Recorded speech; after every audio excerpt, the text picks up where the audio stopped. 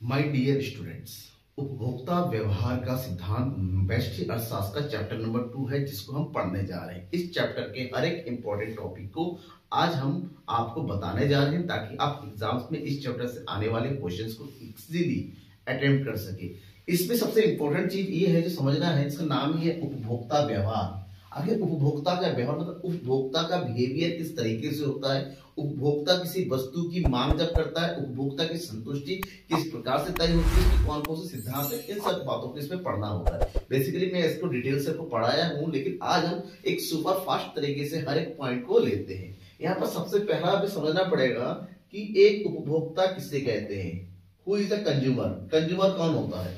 उपभोक्ता वह व्यक्ति होता है, इसको हम बोलते हैं नॉर्मली इकोनॉमिक्स की लेसन में, उपभोक्ता एक आर्थिक एजेंट होता है, एन इकोनॉमिक एजेंट होता है, जो अपनी आवश्यकता की पूर्ति के लिए, किसके लिए? आवश्यकता की पूर्ति के लिए क्या करता है? वस्तु एवं सेवाओं का उपभोग करता है। ठीक है ना? इसका मतलब वस्तुओं और सेवाओं के उपभोग करने वाले व्यक्ति को उपभोक्ता कहते हैं। अब जब वस्तुओं सेवाओं का वो उपभोग करता है तो उपभोक्ता से उसको संतुष्टि मिलती है। क्यों? क्योंकि इससे उसकी आवश्यकता की पूर्ति हो रही है। जैसे जैसे लोगों की आवश्यकता की पूर्ति होती चली जाती है वस्तु और सेवाओं से, वैसे वैसे उसको संतुष्टि की प्राप्ति होती है। तो ऐसे में बात होती है, दूसरा जो पॉइंट आता है इसमें, वो पॉइंट होता है उपभोक्ता संतुलन। उपभोक्ता संतुलन, दैट मीन्स कंज्यूमर इक्विलिब्रियम। उपभोक्ता संतुलन क्या होता है? उपभोक्ता संतुलन वास्तव में एक ऐसी स्थिति होती है, क्योंकि हर एक उपभोक्ता चाहता है कि वो किसी वस्तु और सेवाओं पर जितना भी व्यय करता है, यानी कि किसी वस्तु के उपभोग के लिए जो भी व्यय करता है, उस व्यय से प्राप्त होने वाली जो संतुष्टि होती है वो कैसी हो जानी चाहिए? अधिकतम होनी चाहिए। यानी कि एक ऐसी स्थिति जब उपभोक्ता किसी वस्तु पर उपभोग करने के लिए जो कुछ भी व्यय करता है, उसके बदले में उसको जो रिटर्न संतुष्टि होती है ना, वो अधिकतम होती है, सबसे ज्यादा होती है। उस स्थिति को उपभोक्ता संतुलन की स्थिति कहते हैं। अब उपभोक्ता संतुलन की चीज को, उपभोक्ता का जो संतुलन होता है, एक्चुअली में अगर उपभोक्ता संतुलन को मापना हो तो इसकी मापने की दो अलग अलग अवधारणाएं हमारे सामने आई हुई है। अब इसको दो कैटेगरी, इस माप को दो कैटेगरी में बांटा जा सकता है। ठीक है ना? एक होता है उपभोक्ता का उपयोगिता संबंधी विचारधारा, और दूसरा होता है तटस्थता संबंधी। ठीक है ना? इसका नाम दिया गया है उपभोक्ता का क्रमवाचक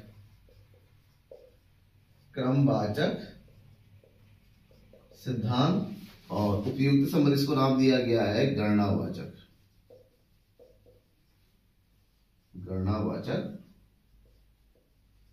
सिद्धांत। ठीक है ना?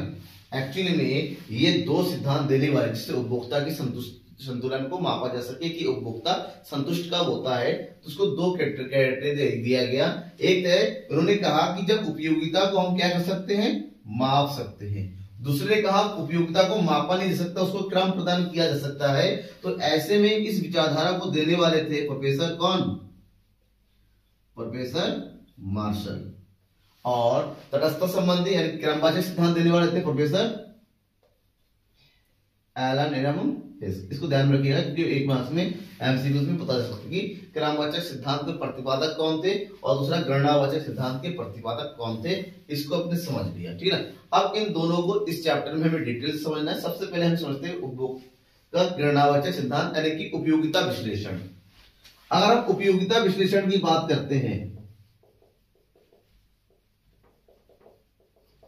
ठीक है ना, दैट इज, इसको कहते हैं कौन सा? गणनावाचक सिद्धांत। प्रोफेसर मार्शल ने क्या कहा था? प्रोफेसर मार्शल के अनुसार कि उपयोगिता को मापा जा सकता है। कैसे? किसी भी वस्तु की से मिलने वाली उपयोगिता को मापने के लिए हमें यह समझना पड़ेगा कि एक्चुअली में उसके पीछे हमने कितने पैसे खर्च किए हैं। तो यहां पर बात आती है कि उपयोगिता की है क्या? What do you mean by उपयोगिता? इसको इंग्लिश में बोलते हैं यूटिलिटी, क्योंकि एग्जाम में बहुत पूछा जाता है। उपयोगिता किसे कहते हैं और उपयोगिता की विशेषताओं को बताइए। उपयोगिता क्या है? समझिए, उपयोगिता जो किसी वस्तु या सेवा में निहित वह शक्ति या क्षमता है जिससे किसी उपभोक्ता की आवश्यकता की क्या होती है, पूर्ति होती है। मतलब उपयोगिता क्या है, उपयोगिता किसी भी वस्तु की एक ऐसी क्षमता होती है, एक ऐसा ताकत होती है जिससे जो उपयोग करने वाला व्यक्ति यानी कि उपभोक्ता जो होता है उसकी एक विशिष्ट आवश्यकता की पूर्ति होती है। अब बात किया जाता है कि इसकी प्रमुख विशेषताएं कौन कौन सी हैं। अगर हम इसकी विशेषताओं की बात करें उपयोगिता की, सबसे पहली विशेषता होती है कि उपयोगिता मनोवैज्ञानिक अवधारणा है। कैसा है, मनोवैज्ञानिक अवधारणा। मनोवैज्ञानिक मतलब लोगों के मन से जुड़ी हुई है, क्योंकि ये लोगों के मन की संतुष्टि प्रदान करता है, तो ऐसे इससे मनोवैज्ञानिक अवधारणा जिससे एक्चुअली में हम किसी तरह से मेजरमेंट के लिए अलग यूनिट नहीं किया जा सकता। दूसरा होता है उपयोगिता व्यक्तिपरक होती है। कैसी होती है, व्यक्तिपरक। व्यक्तिपरक का मतलब होता है कि उपयोगिता व्यक्तियों के अनुसार बदलती रहती है। जैसे ये मार्कर है, इस मार्कर का यूज मेरे लिए है क्योंकि मैं आपको पढ़ा रहा हूं, लेकिन इस मार्कर से आप अपने एग्जाम में नहीं लिख सकते। मार्कर तो मार्कर है, लेकिन इस मार्कर का यूज मैं टीचर हूं, टीचर की यूज होता है क्योंकि टीचर इससे पढ़ा सकता है, लेकिन स्टूडेंट के लिए क्योंकि मार्कर से वो लिख नहीं सकता अपनी कॉपी में। दैट मीन्स बस व्यक्तियों के अनुसार किसी वस्तु की उपयोगिता कैसी होती चली जाती है, बदलती रहती है। ठीक है ना। तो ये इसकी प्रमुख विशेषताओं की बात करते हैं। एक दो विशेषता और है जो आपको देखना पड़ेगा क्योंकि बड़ा लंबा चैप्टर है, तो मैं जल्दी जल्दी इसके पॉइंट को क्लियर करता हूं। तो अब बात करते हैं उपयोगिता की अवधारणाओं की। उपयोगिता प्रमुख अवधारणाएं कौन कौन सी हैं। ठीक है, उपयोगिता को समझने के बाद हमें समझना पड़ता है उपयोगिता की अवधारणाएं। इस अवधारणा को देने वाले भी कौन थे, प्रोफेसर मार्शल साहब थे। और प्रोफेसर मार्शल के अनुसार उपयोगिता की दो प्रमुख अवधारणाएं हैं। एक है सीमांत उपयोगिता जिसको बोलते हैं इंग्लिश में मार्जिनल यूटिलिटी, और दूसरी है कुल उपयोगिता जिसको बोलते हैं total utility, that means TU, MU and TU. तो हमें समझना पड़ेगा कि सीमांत उपयोगिता की होती क्या है। सीमांत उपयोगिता मतलब किसी भी वस्तु की, अगर हम सीमांत का मतलब होता है हमेशा ध्यान रखिएगा एक अतिरिक्त, मतलब जितना यूज कर रहे हैं ना उसके एक कम या एक ज्यादा, मतलब एक अतिरिक्त इकाई का अगर हम उपभोग करते हैं तो इससे जो भी उपयोगिता प्राप्त होती है, देखिए एक अतिरिक्त इकाई के उपभोग से जो उपयोगिता प्राप्त होती है उस उपयोगिता को हम सीमांत उपयोगिता कहते हैं। मान लीजिए हमने पहला यूनिट यूज किया और उससे हमें उपयोगिता मिली 30, ठीक है ना, और हमने क्या कर दिया, एक और कर दिया, यानी कि वो 2 हो गए, तो उससे हमें मिली 40, ठीक है ना, ये हो गया एमयू। एक और बढ़ा दिया तो 2 से कितने हो गए, 3, इससे मिल रही हमें कितने, सॉरी 30 से अगर मान लेते हैं थोड़ा यूनिट ज्यादा करते 70, ठीक है ना, उसके बाद कितने मिल रही है 40, फिर कितनी मिल रही है 30, ठीक है। दैट मीन्स जैसे जैसे हम उपयोगिता करते चले जाएंगे, अगर एक बढ़ाते चले जाएंगे तो ऐसे में इस तरह से हमें प्राप्त होता चला जाएगा कि पहले से कितना मिला 30, दूसरे से कितना मिला 40, अलग अलग हम प्राप्त करते हैं। मतलब हर एक यूनिट से अलग अलग जो उपयोगिता की प्राप्ति होती है उस उपयोगिता को हम सीमांत उपयोगिता का नाम देते हैं। लेकिन दूसरी तरफ है कुल उपयोगिता, यानी कि उपभोग की सभी इकाइयों से प्राप्त उपयोगिता, यानी कि जितने भी उपभोग की इकाइयां हैं अगर उन सबका उपभोग कर लिया जाए तो उससे मिलने वाली जो उपयोगिता होती है उसका जो टोटल होता है उसे हम कुल उपयोगिता कहते हैं। और यहाँ पर कुल उपयोगिता निकालने का फार्मूला भी होता है समेशन एमयू। दैट मीन्स अलग अलग इकाइयों से प्राप्त होने वाली जो भी उपयोगिता है सबको जोड़ दीजिए। जैसे कि यहाँ पर हमारे पास यूनिट है 1 2 3 4, ठीक है, और पहले यूनिट से कितनी मिली थी 30, जो यहां पर उसी को उड़ाते हैं। दूसरे यूनिट से कितनी मिली 40, तीसरे से कितनी मिली 30, चौथे से कितनी मिली 25। अगर इसी को हम जो है जोड़ देंगे, ठीक है ना, क्या कर दिया जाए इसको, अगर इसको जोड़ दिया जाए दैट इज टीयू। पहले से मिली 30, दूसरे से मिली 40, दोनों से मिलकर टोटल कितनी होगी 70, तीनों से मिलकर टोटल कितनी होगी 100, अगले से कितनी होगी 125। तो इस तरह से उपभोग की सभी इकाइयों को आपस में जोड़ के जो उपयोगिता प्राप्त होती है उसको हम कुल उपयोगिता कहते हैं। ठीक है ना। बस इतना ध्यान रखिएगा कि जब हम कुल सीमांत उपयोगिता और कुल उपयोगिता के संबंध की बात करते हैं तो एक चीज ध्यान रखिएगा, तो इसको डायग्राम वे में हम रिप्रेजेंट कर सकते हैं इस तरह से। ये हो गया 0, ये हो गया हमारा y माइनस में, क्योंकि उपयोगिता जो है माइनस में जा सकती है। जैसे जैसे उपभोग करते चले जाते हैं, जैसे जैसे उपभोग करते चले जाते हैं, मिलने वाली उपयोगिता धीरे धीरे घटती चली जाती है, माइनस में चली जाती है। एक टाइम ऐसा आ जाता है वो माइनस में चली जाती है, इसका मतलब सीमांत उपयोगिता माइनस में हो सकती है। ठीक है, फॉर एग्जाम्पल यहीं पर समझ लीजिए, जैसे ही 5 के ऊपर कर ये होगी 25 से कितनी हो जाएगी 15, छठी का 15 से हो जाएगी 5, 7वें का जैसे करेंगे 0 और 8वें का जैसे करेंगे ये हो गया -10। ठीक है, तो इस तरह से उपयोगिता धीरे धीरे माइनस हो सकती है। तो इसी कारण से तो ध्यान में ये रखना है, जब हम सीमांत उपयोगिता यहां पर दिखाएंगे कुल उपयोगिता एंड सीमांत उपयोगिता को विद डायग्राम भी पर, क्योंकि जब से पूछा जाए ना सीमांत उपयोगिता और कुल उपयोगिता में क्या संबंध है तो डायग्राम बना के स्पष्ट कर दीजिए। जो संबंध मैं आपको बता रहा हूं कि एग्जाम में बहुत ज्यादा पूछा जाता है। तो ये हो गया x, ये हो गया y। ठीक है, ध्यान रखिएगा सीमांत उपयोगिता हमेशा पहले बढ़ सकता है फिर धीरे धीरे घटता चला जाता है, ऐसे ये mu हो जाएगा। ठीक है, पहले ही एक बार बढ़े, पहले तो बढ़ता नहीं है, नीचे गिरता हुआ चला जाता है, क्योंकि एक ही वस्तु का लगातार आप यूज करते रहेंगे। जैसे आज ही पनीर खा लिया, कल भी पनीर खाएंगे, परसों भी पनीर खाएंगे, तो उससे मिलने वाली जो संतुष्टि होती है वो धीरे धीरे कम होती चली जाएगी, मजा नहीं आएगा। ठीक है, जैसे आप पार्टी में शर्ट पहन के, पहली पार्टी में सेम शर्ट, दूसरी पार्टी में सेम शर्ट, उसके हर एक पार्टी में एक ही शर्ट पहन के जाएंगे, उससे मिलने वाली आपकी जो फीलिंग है ना वो डाउन होती चली जाएगी। तो सेम है, तो डाउन होती रहेगी।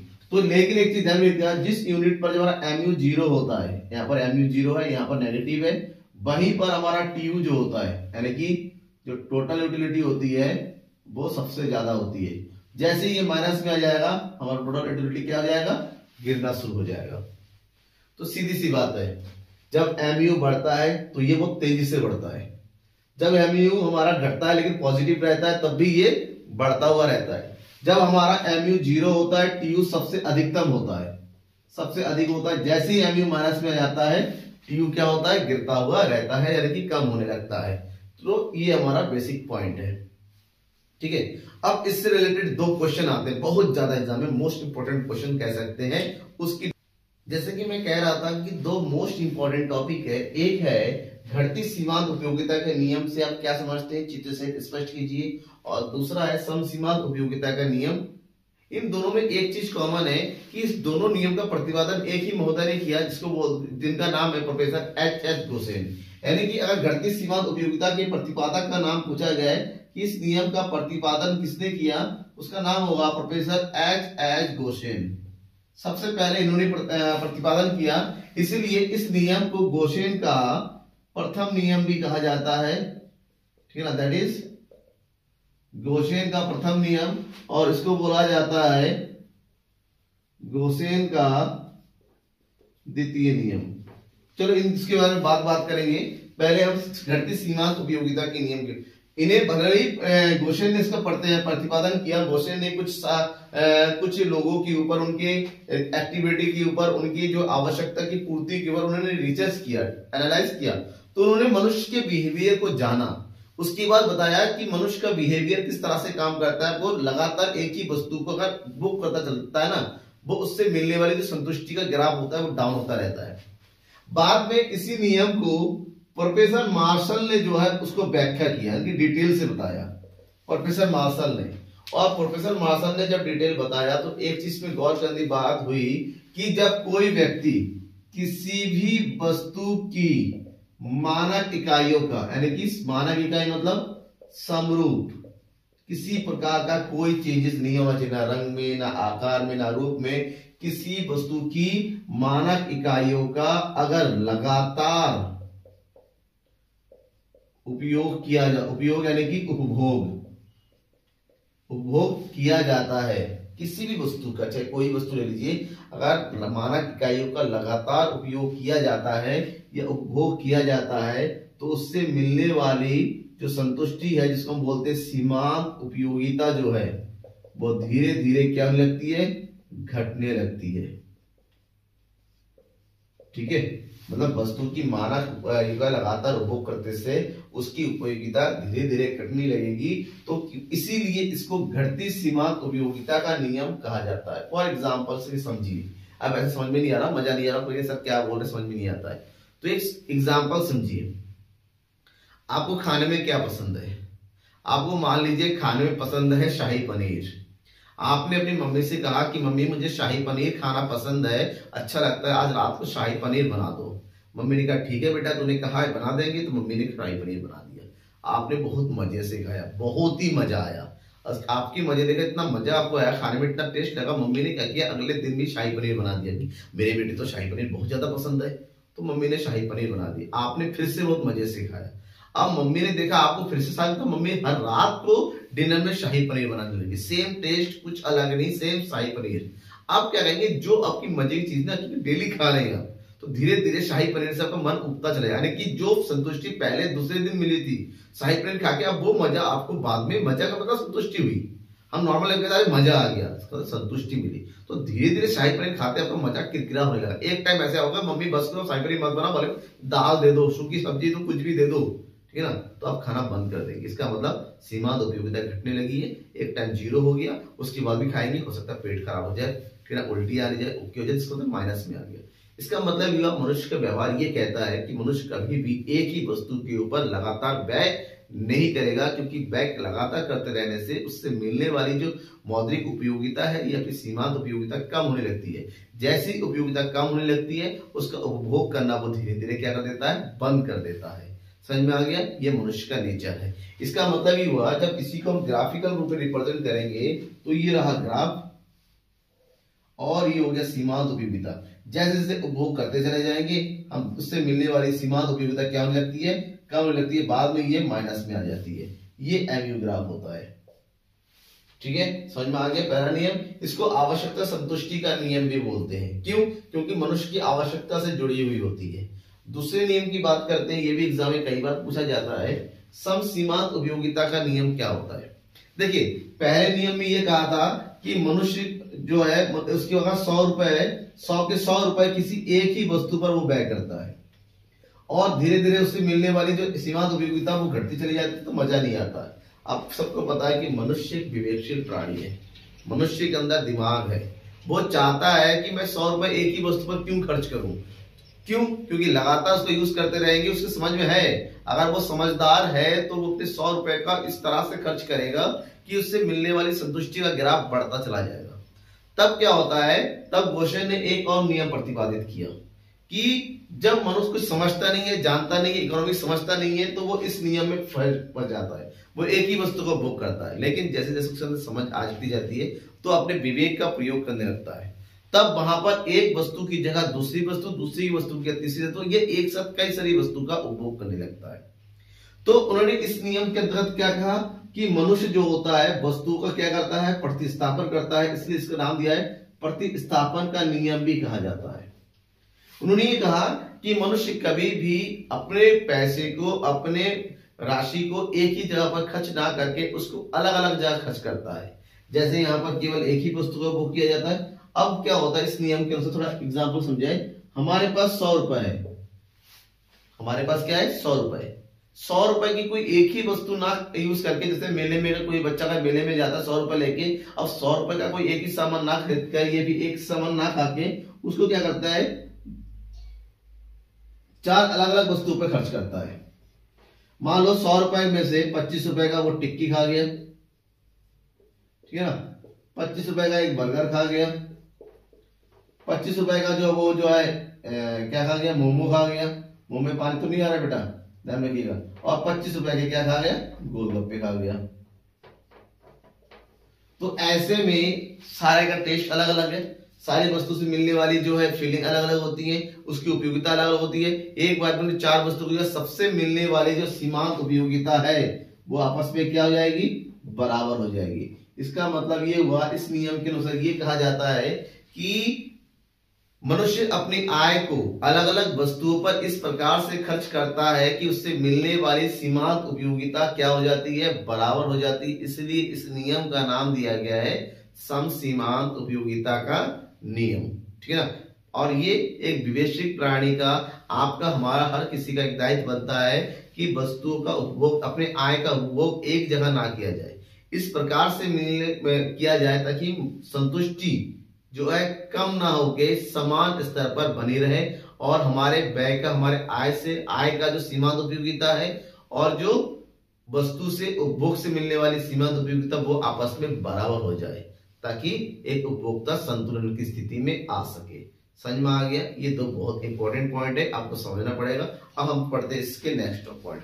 मार्शल के गणनावाचक विचारधारा के बाद अब हम पढ़ेंगे प्रोफेसर हिग्स एंड एलन के क्रमवाचक सिद्धांत की, और इस सिद्धांत के अंतर्गत प्रतिपादन किया गया उदासीनता वक्र विश्लेषण का।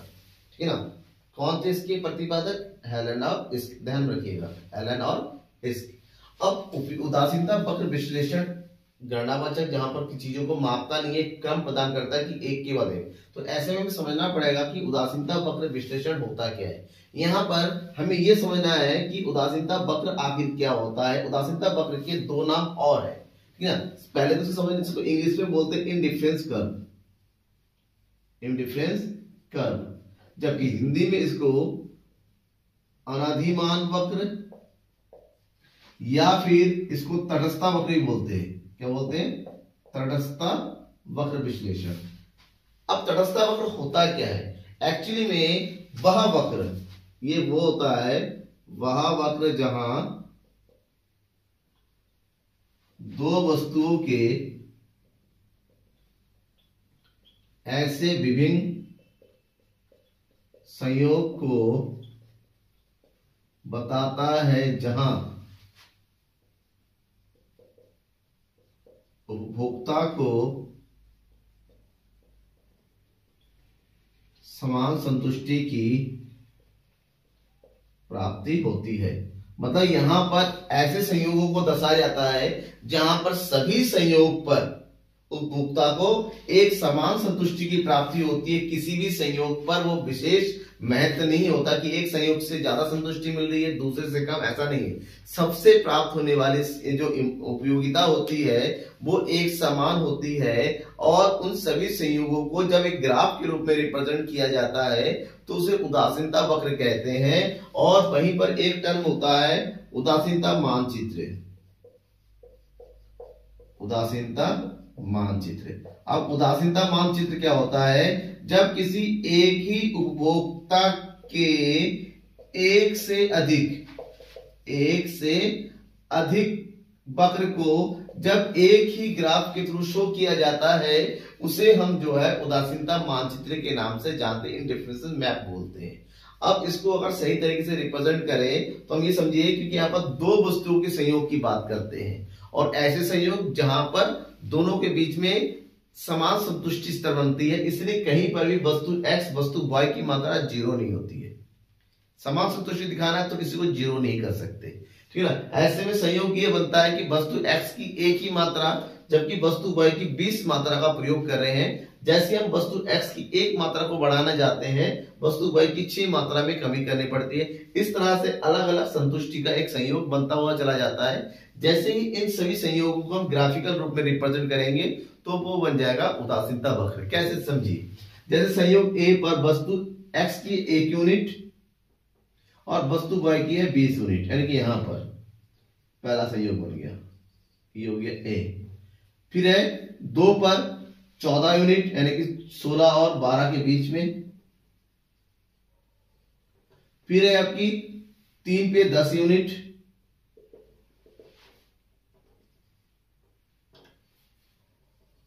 फिर है हमारी 4 पे 8 यूनिट,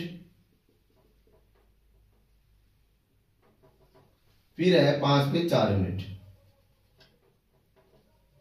ठीक है ना। ये अब इन सभी संयोगों को आपस में क्या करना है? जोड़ना है। संयोग A हो गया, संयोग B हो गया, C हो गया, D हो गया, E हो गया। तो कुछ इस तरह से ग्राफ बनता हुआ नजर आएगा,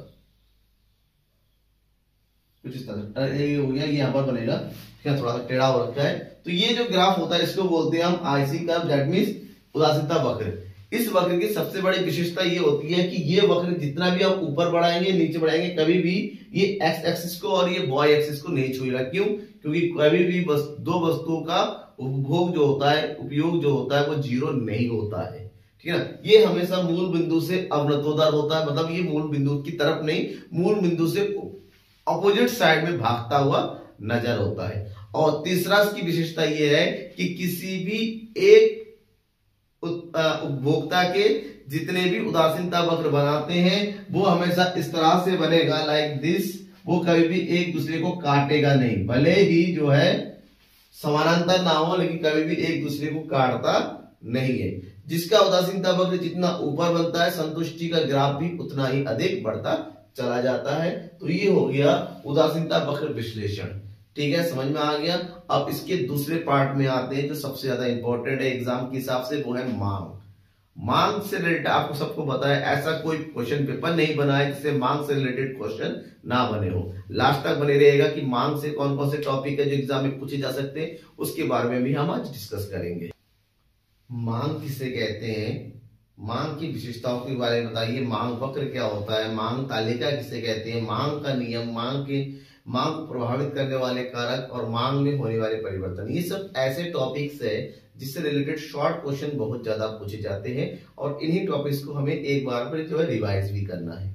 तो सबसे पहले हम ये समझ लेते हैं मांग किसे कहते हैं। मांग मतलब जो कुछ भी एक उपभोक्ता अपनी आवश्यकता की संतुष्टि के लिए, उसकी संतुष्टि के लिए व्यय करने के लिए तैयार होता है या खरीदने के लिए तैयार होते हैं, चाहे उसकी कीमत कुछ भी हो।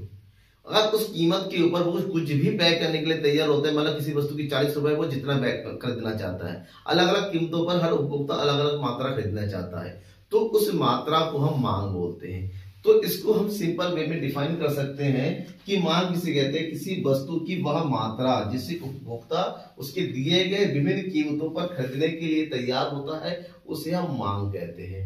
ठीक है ना, आप दुकान में जाते हैं, कुछ भी खरीदते हैं, वो आप मांग कर रहे हैं। क्या, क्यों? क्योंकि उसकी एक निश्चित कीमत पर अब उसकी कुछ मात्रा खरीदने के लिए तैयार होते हैं। तो अगर मांग के कॉन्सेप्ट को जाए, थोड़ा डिटेल में जाए, तो मांग के दो प्रकार होते हैं। मांग के दो प्रकार होते हैं, को समझना पड़ेगा कि उसी के आधार पर हम आगे बढ़ेंगे। एक होता है व्यक्तिगत मांग और दूसरा होता है बाजार मांग। व्यक्तिगत मांग और बाजार मांग, that means individual demand and market demand. व्यक्तिगत मांग क्या होता है, बाजार में उपस्थित किसी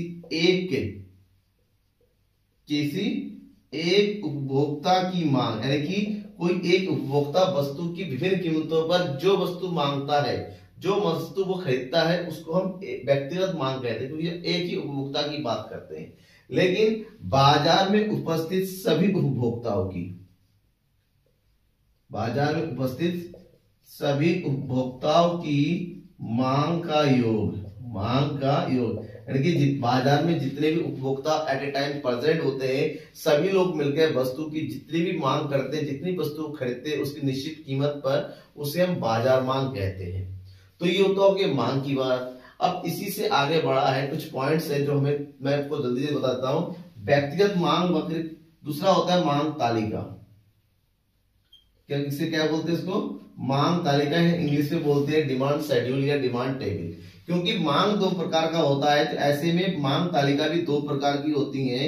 एक है व्यक्तिगत मांग तालिका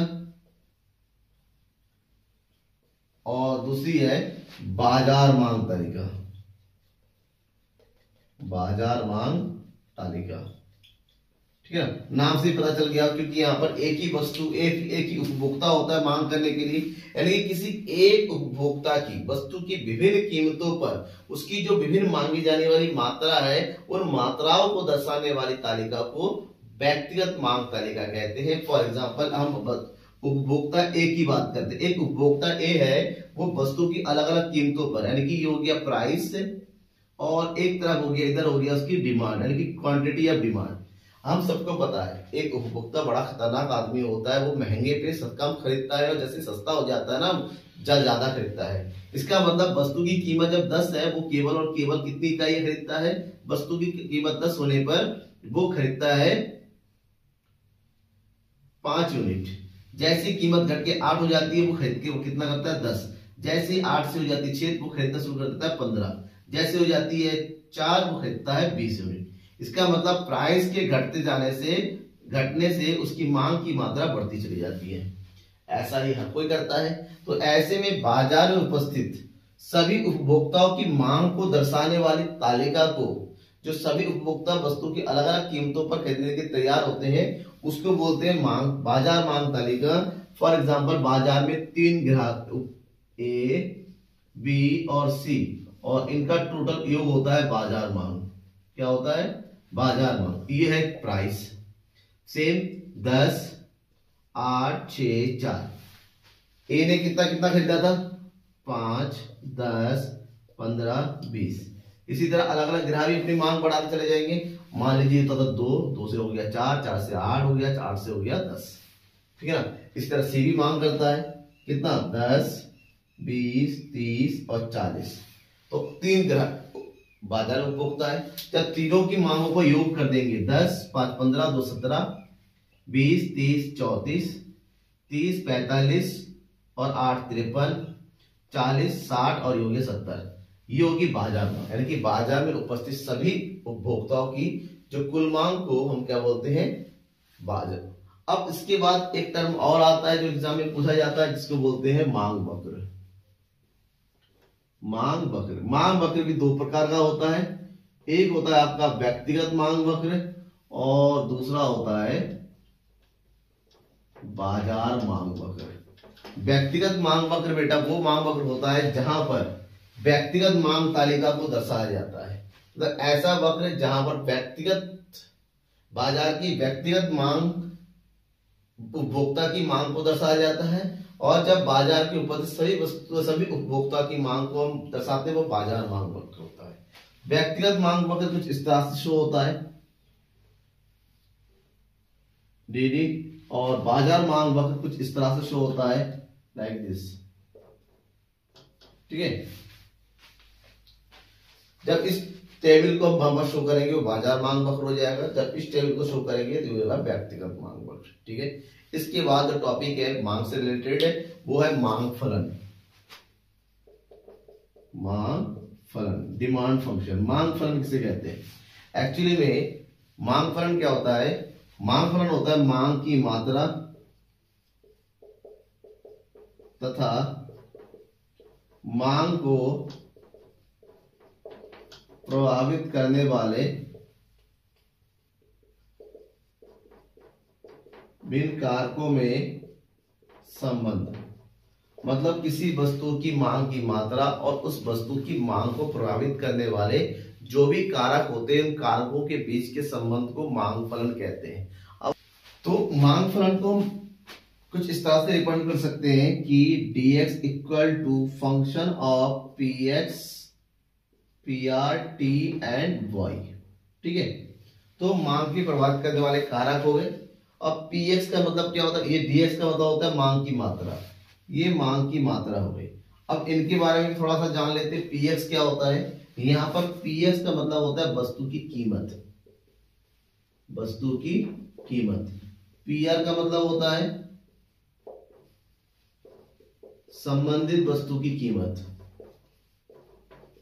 ठीक है? टी का मतलब होता है उपभोक्ता की रुचि, आदत, और वाई का मतलब होता है उपभोक्ता की आय। उपभोक्ता की आय। ठीक है? तो जब भी किसी वस्तु की हम मांग करते हैं तो बहुत सारी चीजें उस मांग को प्रभावित करती है। सबसे पहले वस्तु की कीमत। आप कोई भी चीज दुकान में जाते हैं खरीदने के लिए, सबसे पहले ये देखा जाता है कि वस्तु की एक्चुअली में कीमत क्या है।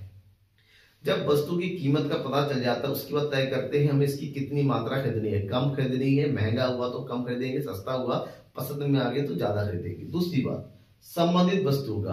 कोई उपभोक्ता कहीं भी जाते हैं मन चाहे क्योंकि उपभोक्ता सोचता समझता है कि ये वस्तु हमारे ही मिल रही तो इससे रिलेटेड सामान हमें कितने का मिलेगा। रिलेटेड का मतलब क्या होता है? अगर मान लीजिए आप जो है कोलगेट खरीदने के लिए जा रहे हैं और आपने पता चला पतंजलि की कोलगेट की कीमत 45 रुपए है, तो सेम वही 100 ग्राम कोलगेट की कीमत, 100 ग्राम टूथपेस्ट की कीमत कोलगेट कंपनी का कितना होगा ये भी पता करते हैं। मतलब एक वस्तु की कीमत का दूसरी वस्तु की मांग पर प्रभाव पड़ता है। इस तरह के संबंधित वस्तुएं 2 प्रकार की होती है। एक होती है पूरक वस्तुएं, एक होती है स्थानापन्न वस्तुएं। पूरक वस्तुएं वो वस्तु होती है जिसका प्रयोग एक साथ होता है। ठीक है ना? दूसरी होती है स्थानापन्न वस्तुएं, ऐसी वस्तु जिनका प्रयोग एक दूसरे के स्थान पर होता है। जैसे चाय और कॉफी, या तो चाय पियोगे या कॉफी पियोगे, चाय की जगह कॉफी का, कॉफी की जगह चाय का यूज हो सकता है। ठीक है ना? अब पूरक वस्तुएं जैसे पेट्रोल और कार। ठीक है ना? पेट्रोल की कीमत बहुत ज्यादा बढ़ गई, लोग कार खरीदना कम कर देंगे। पेट्रोल की कार की कीमत बहुत ज्यादा सस्ती होगी, लोग पेट्रोल की कीमत फर्क नहीं पड़े। तो इसका मतलब ये हुआ कि एक वस्तु की कीमत का दूसरी वस्तु की मांग पर प्रभाव पड़ता है, इसे हम बोलते हैं संबंधित वस्तुओं की कीमत। उपभोक्ता की रुचि क्या है, उपभोक्ता की आदत, फैशन क्या चल रहा है, इस बात से भी मांग, ठीक है ना। कुछ लोग ऐसे होते हैं व्हाइट कपड़े पहने, वो उनके लिए व्हाइट कपड़ों की ही डिमांड होगी, वो कलरफुल नहीं करेंगे। मौसम बदल गया, शादी का सीजन होता है, शादी के कपड़ों की डिमांड बढ़ जाती है। अभी गर्मी का मौसम आ रहा है, धीरे धीरे सूती कपड़ों का डिमांड बढ़ती है, टी शर्ट्स की डिमांड बढ़ जाएगी। मतलब डिपेंड कर देगा लोगों की रुचि कैसी होती है। नेक्स्ट है उपभोक्ता की आय। उपभोक्ता की आय कम होती है, वो मांग कम करता है। जैसी उपभोक्ता की आय बढ़ जाती है, उसकी डिमांड भी बढ़ जाती है। इसका मतलब आय से हमारी मांग का परिवर्तन हो रहा है। तो ऐसी चीजें जिससे मांग प्रभावित होती है उसको जो है क्या बोलते हैं, मांग को प्रभावित करने वाले कारक कहते हैं। ठीक है, इतना समझ में आ गया। अब उसके बाद बढ़ते हैं हमारे नेक्स्ट टॉपिक, दैट इज मांग का नियम क्या है। मांग का नियम किसे कहते हैं, what do mean by law of demand, सब चीजें समझाइए, ऐसे क्वेश्चन में पूछा जाता है। तो मांग का नियम क्या होता है इसको समझ लीजिए। मांग का नियम के प्रतिपादक थे प्रोफेसर मार्शल। प्रोफेसर मार्शल ने इस नियम का प्रतिपादन किया था। इन्होंने ह्यूमन बिहेवियर को अच्छे से समझा, उसके बाद इस नियम का प्रतिपादन किया। और इस नियम के अनुसार यानी कि मांग के नियम के अनुसार कि वस्तु की कीमत तथा उपभोक्ता की मांग में हमेशा कैसा संबंध होता है, विपरीत संबंध होता है, यानी कि एक दूसरे का उल्टा होता है। उल्टा होने का मतलब ये हुआ कि इस नियम के अनुसार अगर व्याख्या किया जाए, ठीक है ना, इस मांग के नियम के अनुसार यहां पर ये कहा जाता है यदि अन्य बातें समान रहे, तो यहां पर एक ऑप्शन लगाया जाता है कि यदि अन्य बातें समान रहे। अन्य बातें समान रहने का मतलब हुआ कि मांग की प्रभावित करने वाले जो कारक होते हैं, कीमत को छोड़ के बाकी जो भी कारक है, जैसे उपभोक्ता की आय होगी, रुचि होगी, उपभोक्ता की आदत होगी, अन्य वस्तु की कीमत हो गई, इन सब में किसी प्रकार का कोई परिवर्तन ना हो, तो यदि वस्तु की कीमत कम हो तो मांग क्या हो जाती है, बढ़ जाती है, तथा वस्तु की कीमत बढ़ जाए तो मांग घट जाती है। दैट मीन्स अगर हम एक तरफ वस्तु की कीमत को ले और दूसरी तरफ मांग की मात्रा को ले, अगर वस्तु की कीमत में वृद्धि होती है, इसका ठीक मतलब ये हो गया कि वस्तु की मांग में क्या होगी, कमी होगी। वहीं पर अगर वस्तु की कीमत में क्या होती है, कमी होती है, तो वस्तु की मांग में क्या होगी, विपरीत होगी। इसका मतलब इन दोनों में कैसा रिलेशन होता है, विपरीत रिलेशन होता है, एक दूसरे के बीच में उल्टा रिलेशन होता है। ठीक है ना, इसका मतलब होगा एक तरफ प्राइस हुआ तो उसकी मांग के बीच में उसका उल्टा रिलेशन होगा। ठीक है ना, जैसे जैसे कीमतें बढ़ती चली जाती हैं, लोगों की मांग कम होती चली जाती है। जैसी वस्तु की कीमत जो है घटने लगती है, उसकी मांग में वृद्धि होती है। जैसे फॉर एग्जाम्पल आलू का एग्जाम्पल लेते हैं, आजकल मार्केट में देखेंगे आलू आपको 10 रुपए किलो मिलेगा, 50 रुपए में 5 किलो। लेकिन यही आलू एक समय था 30 रुपए में 1 किलो मिलता था, तो लोग 1 किलो ही खरीदते थे। आज 5 किलो मिल रहा है, लोग 5 किलो खरीद के लेके आ रहे हैं। क्वांटिटी देखिए, 50 रुपए में 5 किलो और 50 रुपए में 2 किलो। जब 50 रुपए में 2 किलो, तभी लोग 50 रुपए ही खर्च करते थे। बात ये थी 50 रुपए में तब 2 किलो आलू मिल रहा था, तो 2 किलो खरीदा। यानी कि वस्तु की कीमत और उधर मांग, अब वस्तु की कीमत कम हो गई तो 50 रुपए में लोग 5 किलो खरीद रहे हैं। तो इसका मतलब ये लोग चाहते हैं कि वस्तु की कीमत कम हो, तभी वो अधिक मात्रा खरीदेंगे। वस्तु की कीमत बढ़ जाती है तो ऑटोमेटिक उनकी डिमांड भी कम हो जाती है, उनका खरीदना भी कम कर देते हैं। इसी चीज को अगर हम रिप्रेजेंट करेंगे, ग्राफ को पूछा जाता है कि सचित्र वर्णन कीजिए, तो देखिए यहाँ पर वस्तु की कीमत लिया है मैंने और दूसरी तरफ मांग की मात्रा। जैसे वस्तु की कीमत हमारी क्या हो रही है, कम होती चली जा रही है, वैसे वैसे मांग की मात्रा कैसे होती जा रही है, बढ़ती चली जा रही है। अब इसी चीज को, अगर इसी ग्राफ को, हमेशा एग्जाम में ग्राफ आपके दिमाग में बैठा हुआ होना चाहिए। एग्जाम में आता नहीं है कि टेबल दिया रहेगा आप ग्राफ बनेंगे, ऐसा बहुत सारे स्टूडेंट कहते हैं सर एग्जाम में क्या ग्राफ वो टेबल बना हुआ रहेगा, नहीं। आपसे डायरेक्ट कहा जाएगा मांग की कीमत को सचित्र वर्णन कीजिए। सचित्र बनाने का मतलब ये हो कि ग्राफ नहीं, आपको टेबल भी बनाना पड़ेगा। टेबल आप याद करके जाएंगे, ठीक है ना। जैसे कि मैंने इजी से टेबल दिया, इसी टेबल चाहे इसी को रट लीजिए या फिर इसी तरह से कोई पढ़ लीजिए। सबसे पहले वस्तु की कीमत जब 10 है तो मात्रा कितनी है, 10। यहां पर वस्तु की कीमत घट के कितनी होगी, 8, मात्रा कितनी है, 20। 6 हो गई तो मात्रा कितनी है, 30, 4 हो गई, मात्रा कितनी है 40, 2 हो गई, मात्रा कितनी है 50। तो ऐसे में इन सभी पॉइंट को जब मिलाएंगे एक स्ट्रेट लाइन बनता हुआ तैयार हो जाएगा इस तरह से। तो इसको बोलेंगे हम क्या चीज, मांग वक्र, जो हमेशा ऊपर से नीचे की ओर गिरता हुआ होता है, ऊपर से नीचे की ओर कैसा होगा, गिरता हुआ होगा। वो इसलिए होगा क्योंकि हमारा मांग का नियम लागू होता है, और मांग का नियम ही बताता है कि वस्तु की कीमत में और वस्तु की मांग में विपरीत संबंध होगा। अगर विपरीत संबंध होता है तो डिमांड कर्व यानी कि मांग वक्र भी उल्टे ऊपर से नीचे गिरता हुआ ही होगा। ठीक है ना, समझ में आ गया। इसके बाद हमें क्या पढ़ना है, अब हमारा इंपॉर्टेंट टॉपिक दूसरा बचा हुआ, दैट इज मांग की कीमत लोच। मांग का नियम किसे कहते हैं वो पढ़ने के बाद मांग की कीमत लोच क्या होता है ये भी पढ़ना जरूरी हो जाता है, एग्जाम में अक्सर पूछे जाते हैं। तो मांग की कीमत लोच की अगर बात करें तो मांग की कीमत लोच मतलब जैसे मांग का नियम तो ये बताता है कि कीमत में परिवर्तन हो रहा है तो मांग में भी परिवर्तन होगा। वो एक गुणात्मक कथन है, याद रखिएगा, एमसीक्यू में पूछा जाता है मांग के नियम कैसा कथन, गुणात्मक है परिमाणात्मक है। वो गुणात्मक कथन वो केवल लॉ बताता है कि हाँ कीमत में परिवर्तन हुआ तो जाहिर सी बात है मांग में भी परिवर्तन होगा। कितना परिवर्तन हुआ ये नहीं, इस बात को बताने वाला टर्म है मांग की कीमत लोच। मांग की कीमत लोच यही बताता है कि वस्तु की कीमत में होने वाले प्रतिशत परिवर्तन के कारण उसकी मांग की मात्रा में होने वाले प्रतिशत परिवर्तन का अनुपात, यानी कि कीमत में जो परिवर्तन हुआ, जो भी परिवर्तन हुआ उससे उसकी मांग की मात्रा में कितना परिवर्तन हुआ, इन दोनों के बीच का जो रेशियो होता है, इनके बीच का जो अनुपात होता है, इस अनुपातिक संबंध को ही मांग की कीमत लोच कहते हैं। इसका मतलब ये हुआ कि मांग की कीमत लोच यानी कि इलास्टिसिटी ऑफ प्राइस, इसको शॉर्टकट में ईडी से लिखा जाता है। तो यहाँ पर ईडी का यूज करेंगे शॉर्टकट में, तो यहाँ पर ईडी इक्वल टू होता है मांग की मात्रा में प्रतिशत परिवर्तन डिवाइडेड बाय वस्तु की कीमत में प्रतिशत परिवर्तन। ठीक है ना, इस फॉर्मूले का यूज किया जाता है कि मांग की मात्रा में जो परिवर्तन उसकी तुलना में कीमत में कितना परिवर्तन हुआ। दूसरा है ईडी इक्वल टू, फार्मूला बन जाता है delta Q upon delta P multiply by P upon Q. ये फार्मूला बन जाता है, लेकिन डोंट बी कंफ्यूज, कहीं कहीं इसी फार्मूले को लिखा हुआ रहता है delta Q upon Q divided by delta P upon P. एक ही चीज है, अगर इसको डिवाइड को मल्टीप्लाई में कन्वर्ट करेंगे तो हमें यही मिलेगा।